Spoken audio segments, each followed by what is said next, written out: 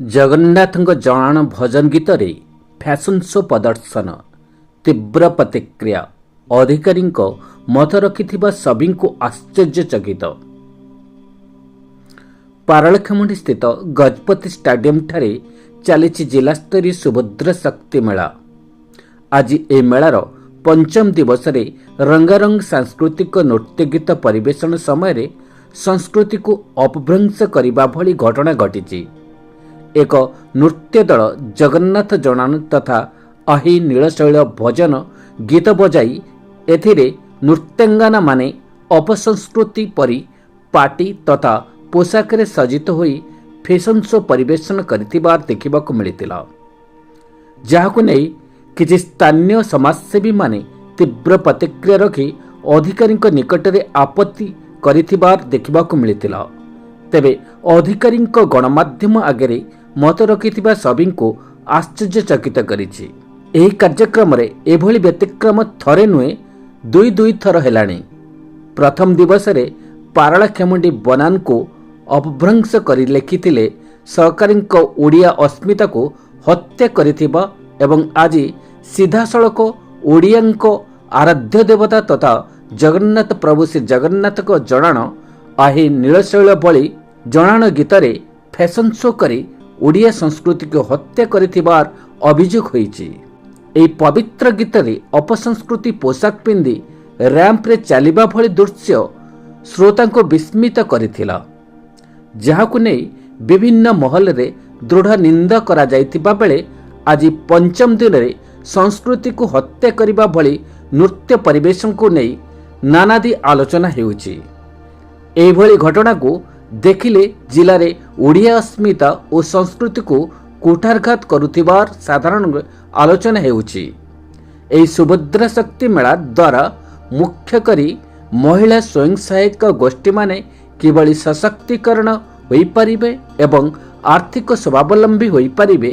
ମୂଳ ଉଦ୍ଦେଶ୍ୟ ରହିଥିବା ବେଳେ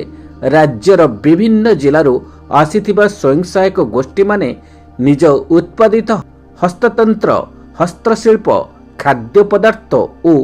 ଗୃହସଜ୍ଜା ସାମଗ୍ରୀ ପ୍ରଦର୍ଶନ ଓ ବିକ୍ରି କିପରି କରିପାରିବେ ସେଥିସକାଶେ ମହିଳାମାନଙ୍କୁ ନେଇ ସୁଭଦ୍ରା ଶକ୍ତି ମେଳା ଲକ୍ଷ୍ୟ ରହିଛି। ହେଲେ କିଛି ନ୍ୟସ୍ତ ସ୍ୱାର୍ଥପର ଅଧିକାରୀଙ୍କ ରଙ୍ଗୀନ ମିଞ୍ଜାସ ଯୋଗୁଁ ସାଂସ୍କୃତିକ କାର୍ଯ୍ୟକ୍ରମରେ ପ୍ରଭୁ ଜଗନ୍ନାଥ ତଥା ଓଡ଼ିଆ ସଂସ୍କୃତିକୁ ଅପମାନ କରିଥିବାର ସଭିଙ୍କ ମନକୁ କୁଠାରଘାତ କରିଛି। ଅନ୍ୟପକ୍ଷରେ ଏନେଇ ଜିଲ୍ଲା ପରିଷଦର ମୁଖ୍ୟ ନିର୍ବାହୀ ଅଧିକାରୀ ପୃଥ୍ୱୀରାଜ ମଣ୍ଡଳଙ୍କ ପ୍ରତିକ୍ରିୟା ସଭିଙ୍କୁ ଆଶ୍ଚର୍ଯ୍ୟଚକିତ କରିଛି। ତାଙ୍କୁ ଗଣମାଧ୍ୟମ ପ୍ରତିନିଧିମାନେ ପଚାରିବାରେ କହିଛନ୍ତି ଯେ ଭଜନରେ ଏଭଳି କିଛି ଅଶ୍ଳୀଳତା କରିଥିବା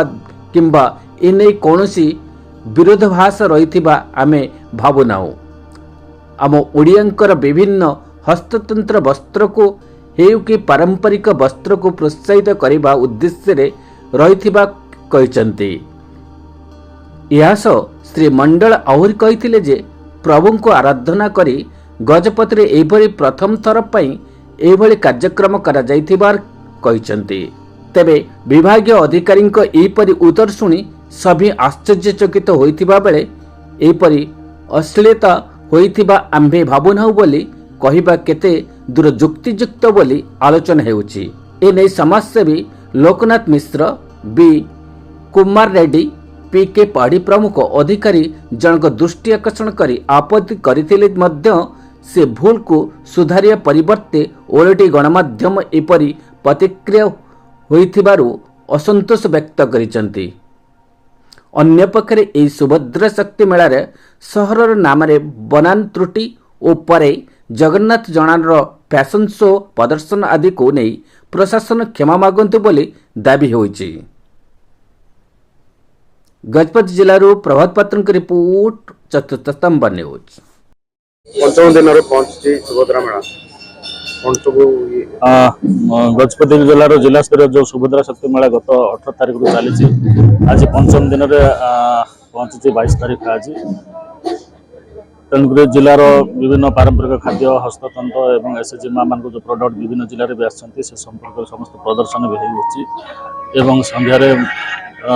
ଏଣ୍ଟରଟେନମେଣ୍ଟ ପ୍ରୋଗ୍ରାମ ଯେମିତି ଆମର ମାନ୍ୟବର ଜିଲ୍ଲାପାଳ କହିଥିଲେ इकोनॉमिक एंटरटेनमेंट एक्टिविटीज दुईटा जाक साइमल्टेनियसली चली तेणु आम आग्रह करुँ समस्त एसएचजी महिला उद्योगी मैंने एंटरप्रेन्योर्स मैंने आमर लाखपति दीदी मैंने सब ये जोग दौरान दिन बेला दिन तमाम आमर कर्मशाला भी जारी रोचे विभिन्न ब्रांडिंग पैकेजिंग वैल्यू एडिशन केमती कर प्रोडक्ट को से संपर्क में आम तालीम भी दिया चली एवं एवं संध्या समय लोक आसिक परिदर्शन कर विभिन्न मेला एवं मनोरंजन कार्यक्रम भाग नौ महिला मैंने प्रोत्साहित होती उत्साहित भी होती आ गजपति जिलार महिला मैंने भी विभिन्न जिला को जाकि बाहर को जाकि से सामग्री प्रदर्शन कर बिक्री बटा कर उत्साहित अच्छा ये आमर भी नजर अच्छी लाखपति दीदी जमी हजार हजार लाखपति दीदी भी सृष्टि है आगामी दिन में आम आशा करूँ गजपति जिलार अर्थनैतिक विकास क्षेत्र में ये माँ मैंने बहुत योगदान भागीदार बहुत सफल उद्योगी भी हो पारे आम आशा करें जिला तरफ आम जो सुभद्रा मेलार जहाँ लक्ष्य कौन सब लक्ष्य रही गोटे आज गोटे व्यतिक्रम देखागला जगन्नाथ जनाण फैशन शो करवा जहाँकि अधिकांश महल में विरोध देखा मिलला नहीं देखो आमर फैशन शो एक्जाक्टली कहीहबन से पारंपरिक वस्त्र पारंपरिक हस्ततंत्र हस्तकलार प्रदर्शन कर व्यवस्था था जोटा कि आम भी प्रणाम पारा नाम नामित कर प्रदर्शन कर तेणु भोजन आम भावुना सेमती अश्लीलता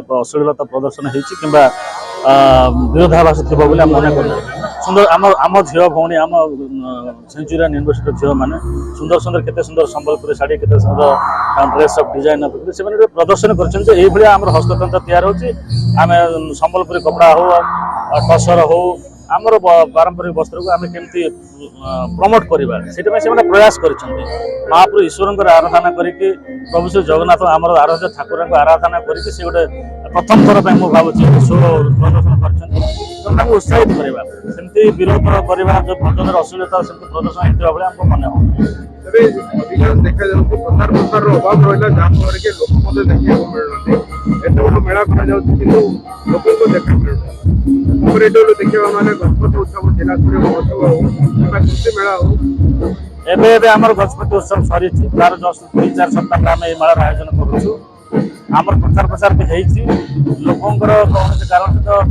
खरा भी बढ़ीगला सन्धार लोक आसते देखते आप देखते सन्धार आम जो एक्सपेक्टेशन रोचे दर्शन कर भरपूर जो मेला उछुड़ी फरका भाया ना लोक क्वालिटी दर्शक आस देखिए जाऊँ किना जाऊँ।